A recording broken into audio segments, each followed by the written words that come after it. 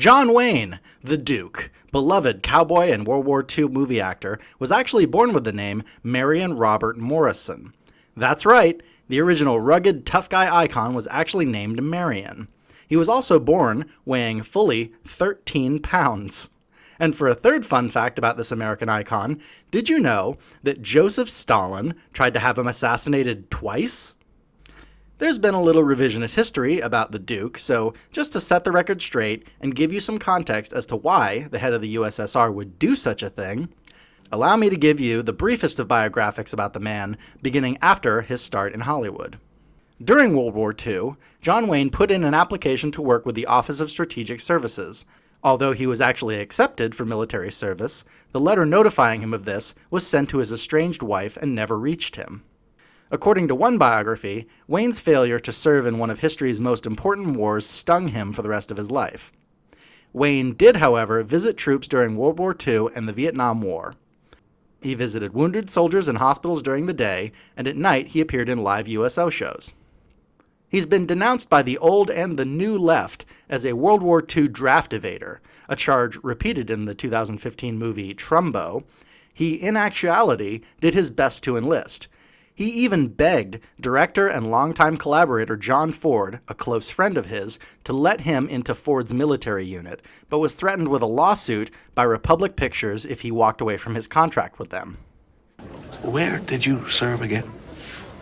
You trying to say something? No, Duke, he wasn't. Stay out of it, Eddie. If you're going to talk about World War II as if you personally won it, let's be clear where you were stationed. On a film set, shooting blanks, wearing makeup. In 1944, John Wayne joined a group of actors, writers, and directors as a founding member of the Motion Picture Alliance for the Preservation of American Ideals.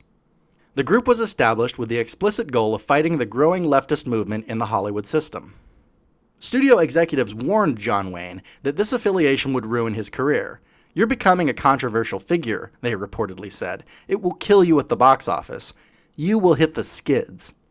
Ironically, a year after being elected as president of the MPA, Wayne became the top box office attraction in America. Wayne said that those who warned him must have meant it would ruin me with the Moscow fan clubs, because when I became president of the alliance, I was 32nd on the box office polls, but last year I skidded up near the top. Wayne was a supporter of Senator Joseph McCarthy and the blacklist against movie industry communists, saying, for example, that he never regretted running screenwriter Carl Foreman out of the country. He was even quoted as saying, "When I was a sophomore at USC, I was a socialist, pretty much to the left, but not when I left the university. Quickly I got wise. I read about what happened in Russia in 1917 when the communists took over." He also cared pretty deeply about the dignity of Native Americans, as one would, making movies for so many decades with and about their people. But he was outspoken against Indian reservations because, in his view, this was to consign their people to a crippling, cradle-to-grave form of socialism.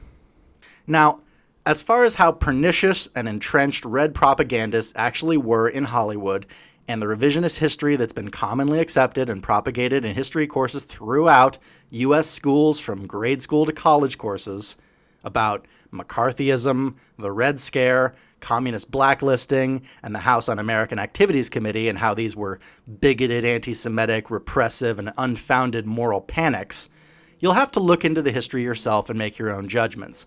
I definitely recommend starting with a great video by fellow YouTuber Razorfist entitled "Hollywood Was Always Red, a Rant." Or look up modern scholar Crocodile Tears over the trial and execution of captured communist spies Julius and Ethel Rosenberg. Regardless, a 2001 biography by Michael Munn, John Wayne, the man behind the myth, alleges with numerous sources that Joseph Stalin, premier of the Soviet Union, ordered numerous assassination attempts against John Wayne's life. Apparently, Stalin had a habit of subjecting members of his Politburo, the executive committee of the Communist Party, to late-night cowboy movies, often starring John Wayne himself. All right, let's get going. Time for a cowboy movie. Who's in my posse? Here we go. He rides out. He gets shot off his horse. Yep. Yes. and Joseph Stalin determined that John Wayne's propagandistic image for American freedom, righteousness, and staunch individuality were at odds with the cause of the spread of communist ideology. Which begs the question, why on earth did Stalin enjoy watching these movies in the first place? Maybe because he saw himself as bringing law to the lawless West in his own way, but we may never know the real answer. One corroborator of this story about Joseph Stalin trying to assassinate John Wayne was none other than legendary director Orson Welles, who apparently had no great love or admiration for John Wayne, but he had been told about the plot by a prominent Russian filmmaker.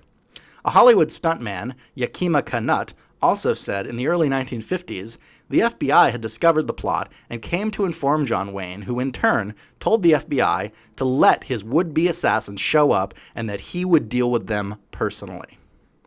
The KGB agents showed up at John Wayne's office, dressed, and ready to present themselves as government agents looking for the Duke, but the real FBI agents were there and captured them at gunpoint. After this first attempt on his life, John Wayne shunned any and all offers of FBI protection and refused to even tell his family. Instead, he just moved into a house with a big wall around it for protection. The second attempted assassination was in 1953 in Mexico by a communist cell while Wayne was filming the movie Hondo. Wayne then apparently hatched a plot with his scriptwriter at the time, Jimmy Grant, to abduct the assassins, drive them to a beach, and stage a mock execution to frighten them, which supposedly they did.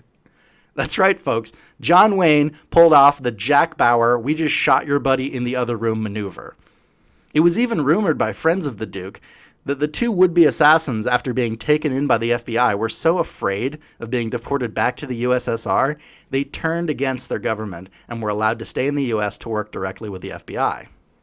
Joseph Stalin died in 1953, and in a private meeting in 1958 between John Wayne and Stalin's successor, Nikita Khrushchev, the new Soviet premier gravely intoned that there had indeed been assassination attempts on Stalin's orders, but Khrushchev canceled these orders after Stalin's death, saying, "That was a decision of Stalin during the last 5 mad years." The two of them also apparently got shit-faced, Khrushchev saying, "I'm told you like to drink and can hold your liquor." John Wayne said, "That's right, Pilgrim." And then the two of them went on to compare the virtues of Russian vodka and Mexican tequila, Khrushchev matching the Duke shot for shot. A third and final attempt was made on John Wayne's life by communists in 1966 when he visited U.S. troops in Vietnam. An enemy sniper who was later captured claimed that there was a price on his head put there by Mao Zedong, the communist leader of China. John Wayne once said, "Courage is being scared to death and saddling up anyway." And in this era, when we are once again seriously discussing socialist policies at a presidential level, and communists are waving flags openly in our city streets, I couldn't have said it better myself. Who knows what evil lurks in the hearts of men? The Shadow knows. Hi guys, Media Shadow here. I'm trying to grow the channel and get videos out to you just as often as possible. What would really help me accomplish that would be to grow my subscriber numbers. So if you haven't yet, and you're digging my content, please hit the subscribe button and that little bell icon to get notified for when all of my videos drop. And if you have already subscribed, please drop a comment, hit the like button, and most importantly, share a video you enjoyed on social media or any dark crevice of the internet you fancy. Thanks!